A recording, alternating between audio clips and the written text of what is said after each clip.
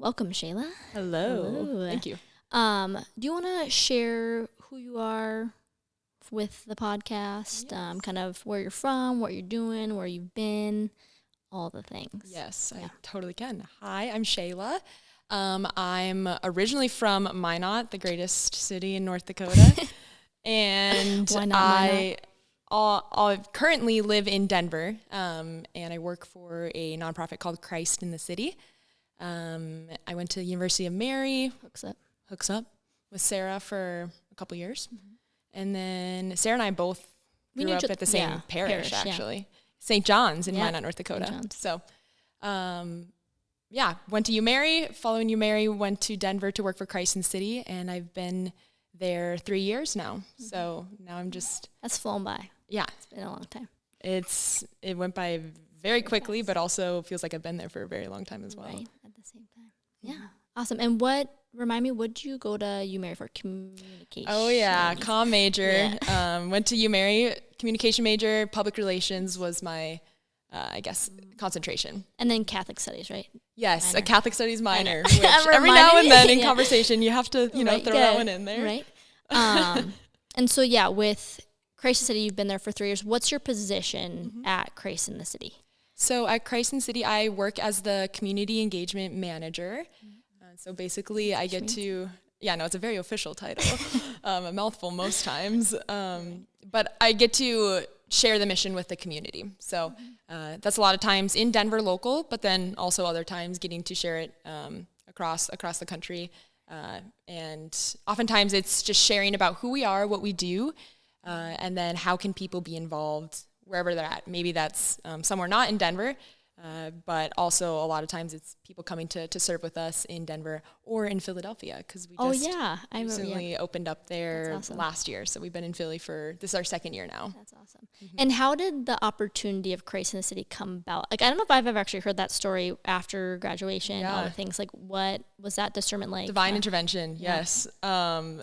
Basically, through a long process of God whispering or yelling in my life, I ended up at Christ in the City. So it was really beautiful. I went to UMary, and in my senior year, I was looking for an internship to finish my degree. Mm-hmm. And so I was kind of looking at nonprofit work in the Bismarck area, maybe in North Dakota. But then I kind of thought, well, I shouldn't necessarily limit myself to just North Dakota. Maybe I would want to go try a different city for a summer. Mm-hmm. So I was looking for a summer internship, and I had some friends from the Denver area that had mentioned Christ in the City, and so I was looking into it. They had a summer internship, so I was interested.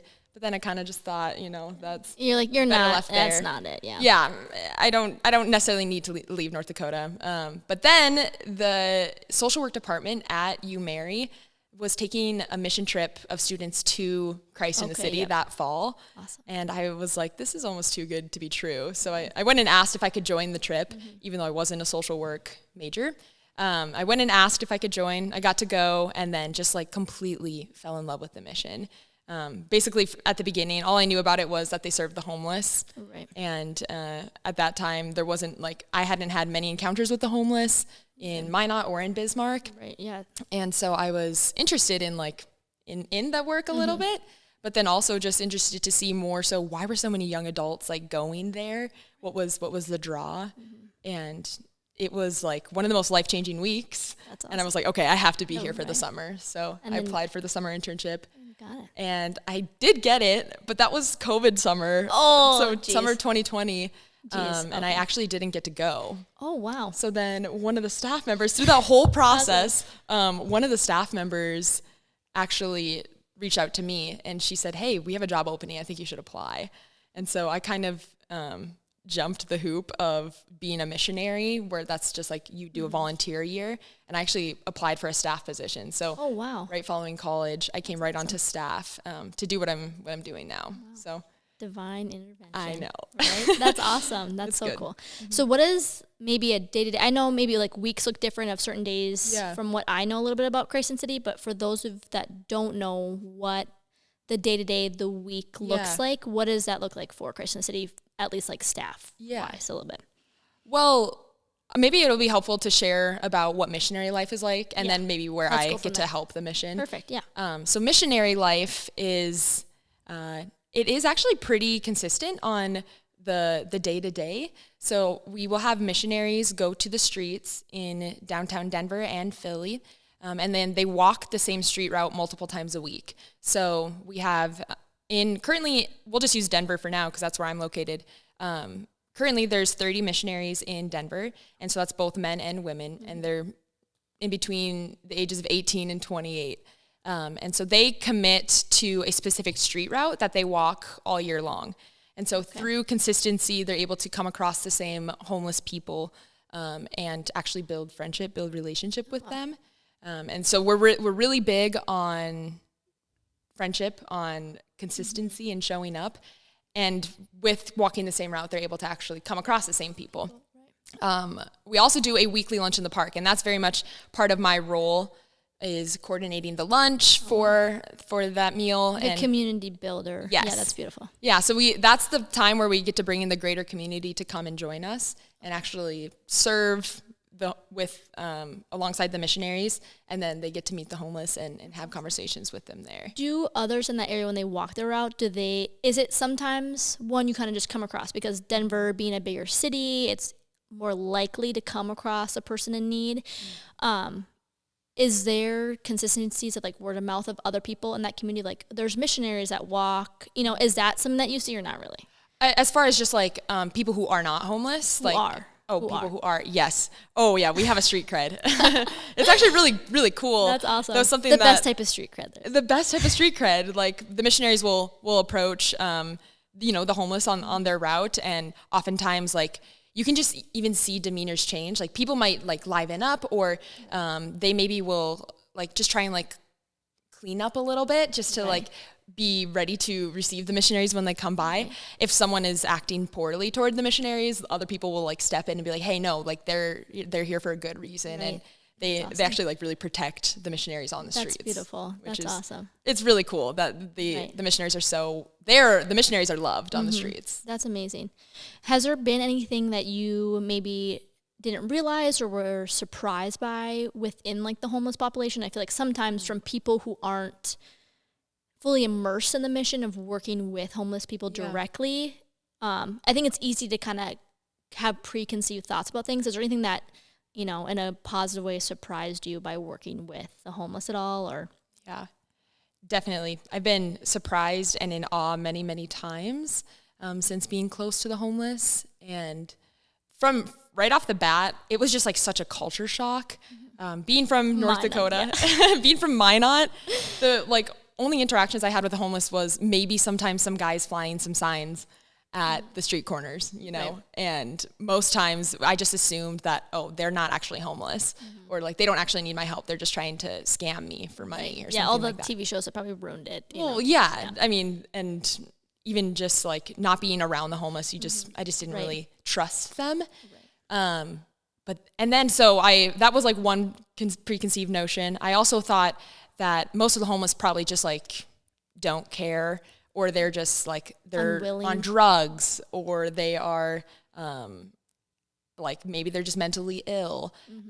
Maybe they just give up. They're lazy. Like all those things that you think that you maybe feel bad about saying, or like. And it's even within the homeless, it's multifaceted. There's so many layers to all of that too. So it's hard to, break that down in ways. Yeah. So having those like notions going in, and then realizing how similar a lot of the situations are, just like a lot of them fall back on, they just don't have the people to support them.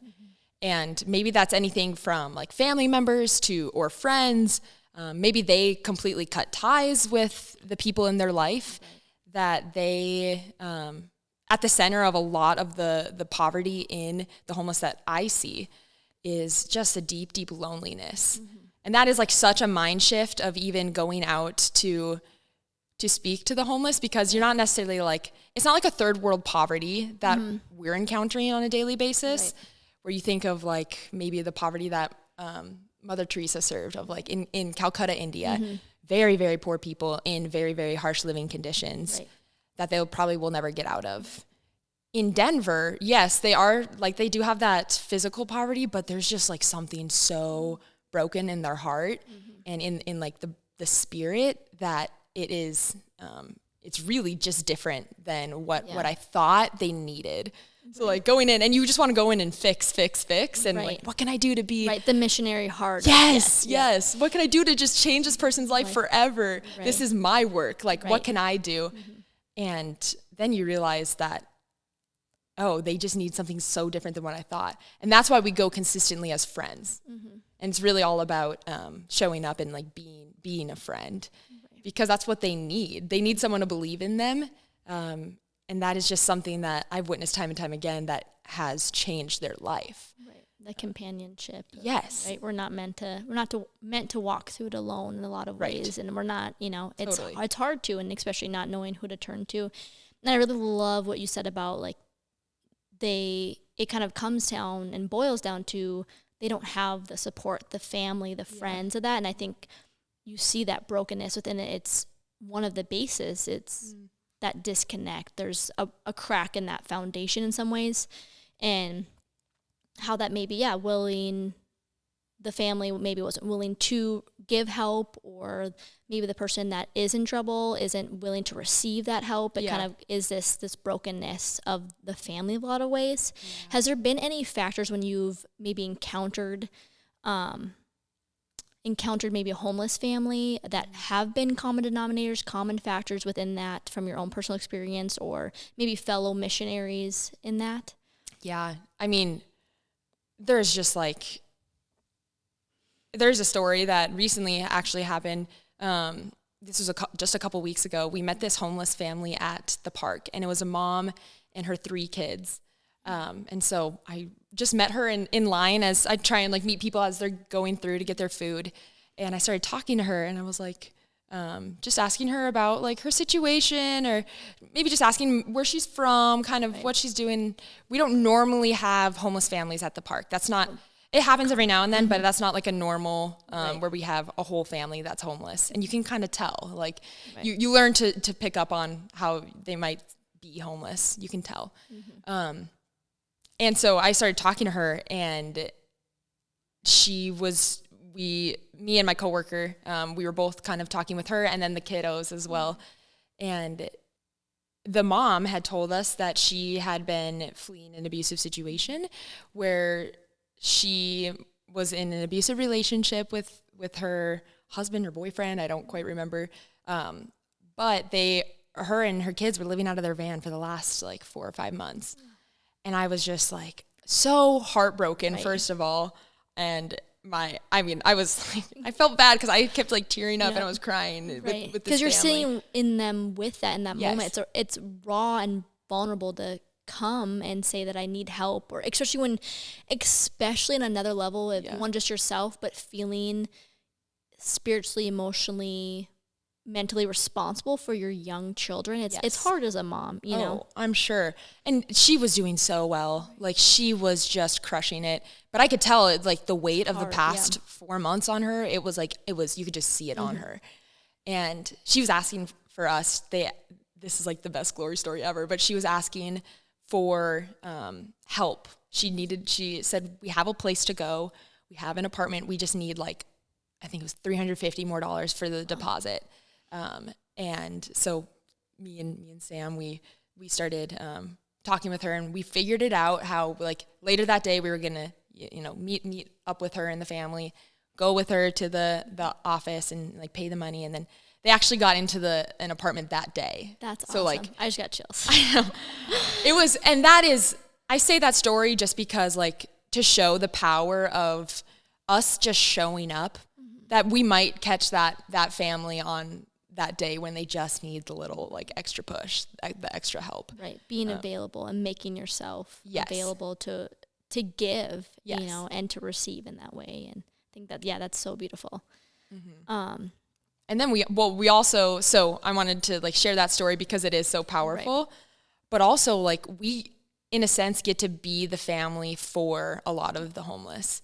So, obviously that mom had her kids with her, but a lot of times we get to like take the role of a brother or a sister, or maybe even sometimes like calling our homeless friends higher. So you like take kind of a parental role with them because they don't have that in their life. Right. And they don't have someone that maybe doesn't want something from them in return.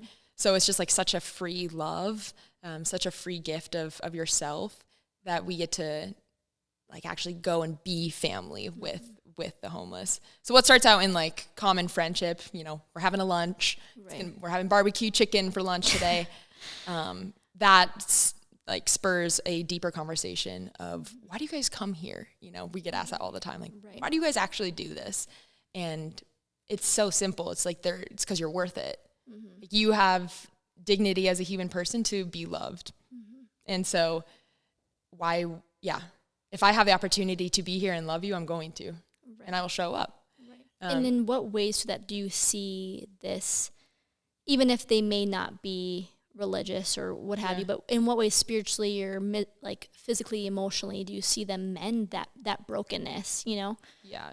Well, I mean, just you can put basically yourself in that situation of how like restful that would be just to have someone like, even if you don't have maybe the same religious views as them or the same faith as them, but they are someone that's going to commit to showing up to you. Like that is just so healing.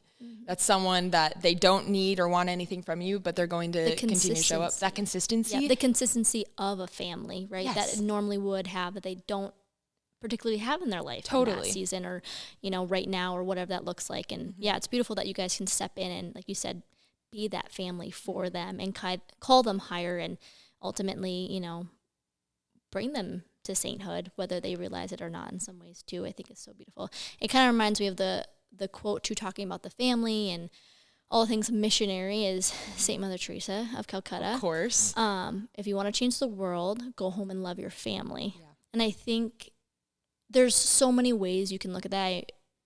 I've shared with you before, but I had a dream way back when, before I met Mason and all these things, that I wanted to be a missionary. I was dead set. I'm going to be a missionary in Africa. My mom wasn't too fond of it, which as she would be because she's a protective mom.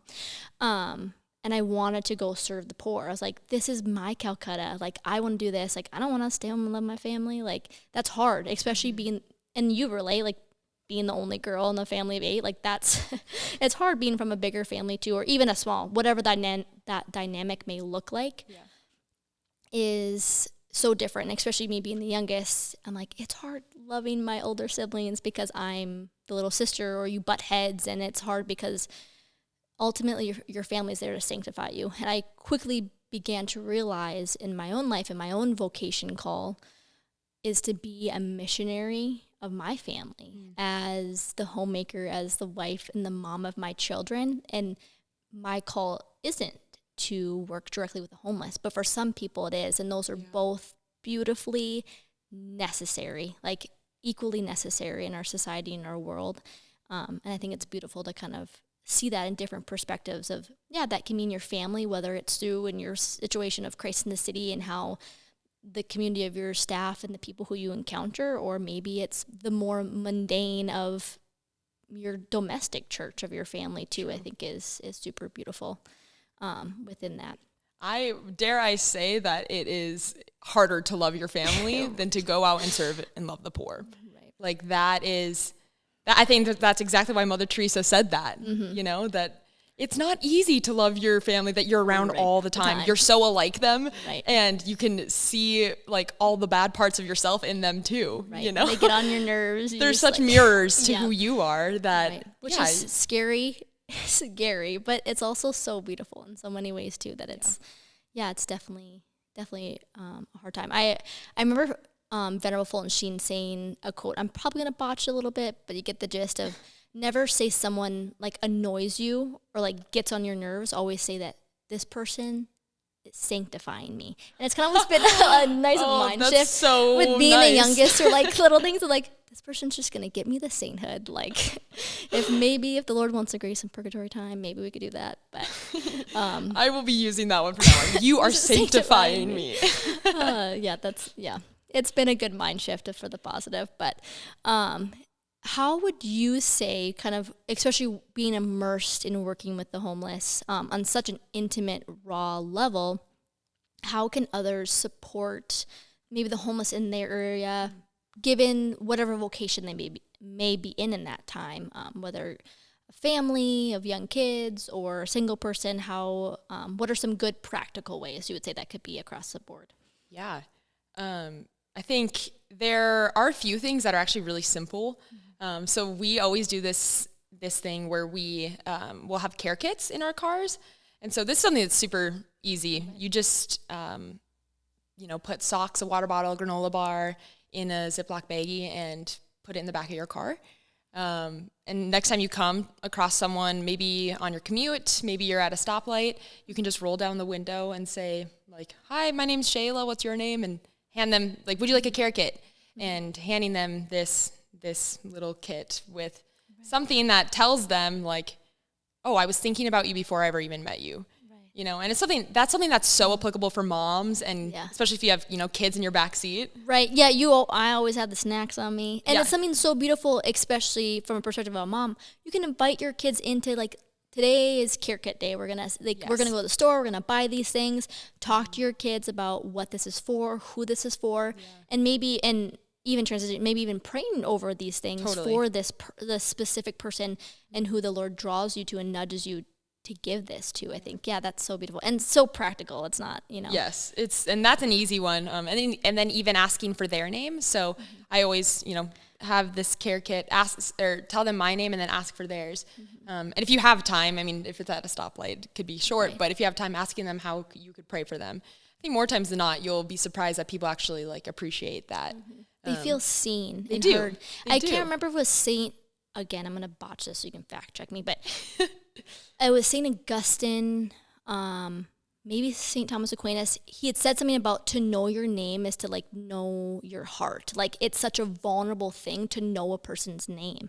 And I always thought that was beautiful. Like, and especially if you think about in terms of a little bit of a different route, but in terms of how vulnerable it is to know someone's name, you think about exorcist priests. They go and they ask for the demon's name because it's so vulnerable to reveal who you are to a person. Yeah. And I thought that was, that's a beautiful kind of anecdote of, to know their name is to know who they are. I think people are oftentimes like, they're like, "Why do you want to know my name too?" Right. They're like, but then they're able to share a piece of them. And there's been multiple times where we've come across homeless and they're like, "Wow, like, thank you for asking that. Right. I haven't, like, no one's asked me my name in 2 weeks. No one's asked me my name in 3 months." Like, people will go days or weeks or months without hearing their own name. Like, how many times do I hear my name in a day? Yeah. Probably way more than I would like to, but right. That is so, it is a part of us. And so being able to offer that to them, ask them their name, and then praying for them, that's, like, it's huge. And that's something that you can do with your kids. Like, after you meet them, I was in the car with you today, and just, like, as an ambulance goes by, we were praying. You told the kids, pray for whoever's in the ambulance. Maybe you add that to the routine. Like, let's pray for that person on the street corner. Right. Yeah. So that's something that's easy for families and kids. Right. I would even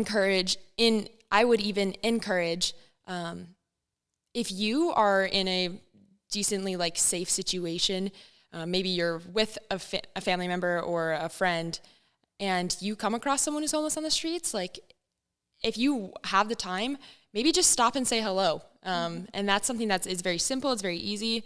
And you can even say, like, I don't necessarily maybe I don't have anything for you. Maybe you don't want to give them money or anything like that. But just saying to them that I just wanted to say hello to you today and meet you. Right. That is, like, to take time. There's a simple time out of your day to give someone. I think that's so beautiful too. And it's just, something so small that we don't even think about. Like, just to, say hello, or I'm already on a walk, or whatever it is. That's amazing. And then I would always encourage, maybe just looking up the homeless resources in your area. So knowing, like, what resources you have in your area, maybe you can actually help someone and, like, refer them to a place that they can go. But then if you volunteer at these resources, let's say it's a food line, soup kitchen, something like that, and you volunteer there, try and, like, find those moments where you can actually connect with the person. Because yes, they have that physical need of a meal, but if you can, like, find a moment where you can sit down and actually eat with them and chat with them, that just takes it from something so transactional to something very personal. Right. So I would encourage anyone, and especially even if you work in these sorts of resources, that if you can find those moments to connect with another person, that is like so has a lot of weight in that person's life. And that might be the only personal connection they have in the day. So that is a maybe another practical tip. And then just to encourage anyone that, this is my final thought, encourage you that maybe the poor in your life aren't necessarily the homeless. Maybe it's like something like a nursing home, or maybe your family is your mission, like Sarah was saying earlier, and that you really like take that to heart and really see that as, this is the poor in front of me that I want to love well. This is the poor in front of me that I want to serve well. And so just like in a sense, we always say this at Christ City, find your Calcutta. Where is your Calcutta? Is it maybe it is the homeless, like it is in at Christ in the City, but maybe also it's something completely different for you.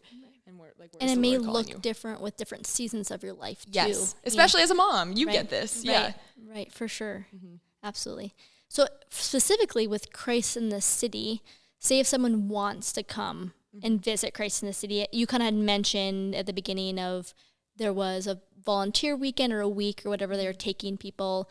What does that kind of look like, and how does someone find this or maybe sign up for this type of thing if they feel kind of called or nudged to work specifically with Christ in the City?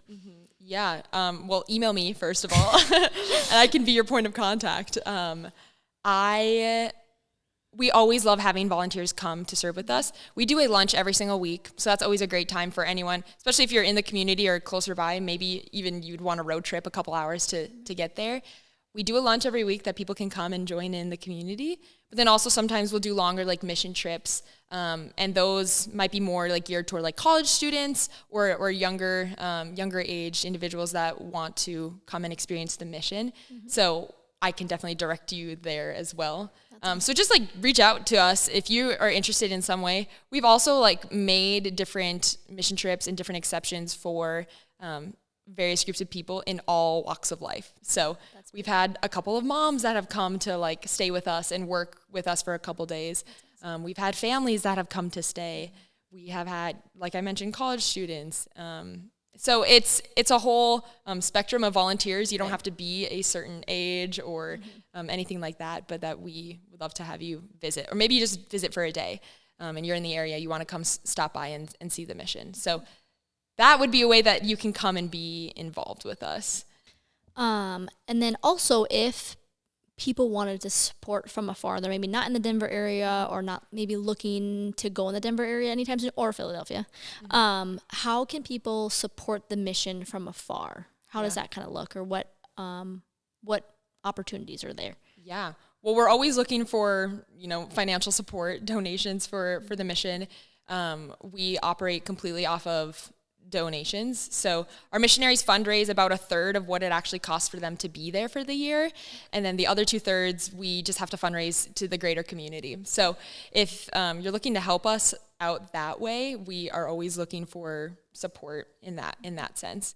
I'm also always looking to connect with different communities to help them encounter the poor better. So if there is, if you have ideas, or maybe you want to do something similar in your area, your church, your diocese, whatever it might be, please do reach out to us and connect with us that way. And maybe you can even support the mission from afar by doing something similar. Yeah. So those would be a couple ways that you could support. And then, just like supporting the homeless in your area, because that's what we're about. I mean, that's the mission. So, yeah. Yeah, that's awesome.